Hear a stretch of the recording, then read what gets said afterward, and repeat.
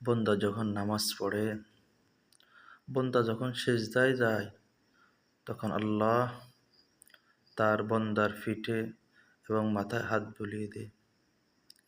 বন্দা যখন তাশাহুদ পড়ে, তখন আল্লাহ বলেন, তুমি আমার প্রশংসা করলা, আমি খুশি হয়েছি।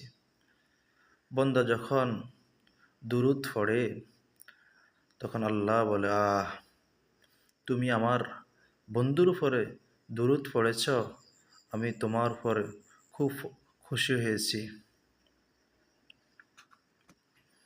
তখন আল্লাহ নামাজ পড়নওয়ালা বন্দাকে উদ্দেশ্য করে, তুমি কি আর কিছু বলবা?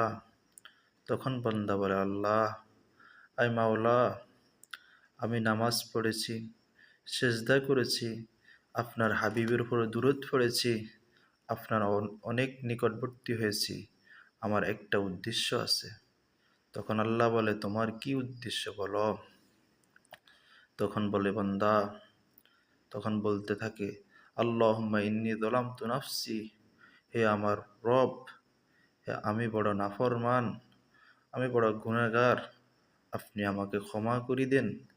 আপনি ছাড়া আমার ক্ষমা করনেওয়ালা কেউ নাই। আপনি রহমান, আপনি রহিম, আপনি দয়ালু, আপনি মেহেরবান। যখন বান্দা এইভাবে বলতে থাকে, তখন আল্লাহ বলেন, হে আমার বান্দা, তুমি কি বলছো এগুলা?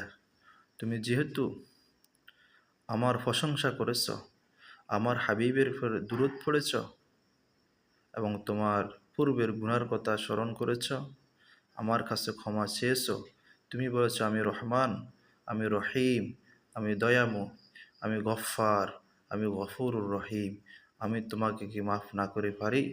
আমি তোমার জীবনের সমস্ত পাপ, সমস্ত গুনাহকে ক্ষমা করে দিলাম। এই জন্য আসুন ভাই, আমরা সবাই প্রত্যেকে নামাজ পড়ি এবং আমার পরিবার এবং আমার আশপাশে যারা আছে সবাইকে নামাজ পড়ার দাওয়াত দিই।